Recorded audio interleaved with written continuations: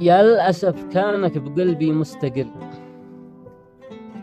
دمعي ذرف والآن قد جيت تعتذر.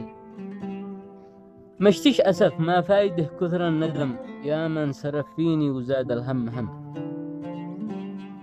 أنا جاوبتها قلت بين اعتذر يا خلة مني أسف،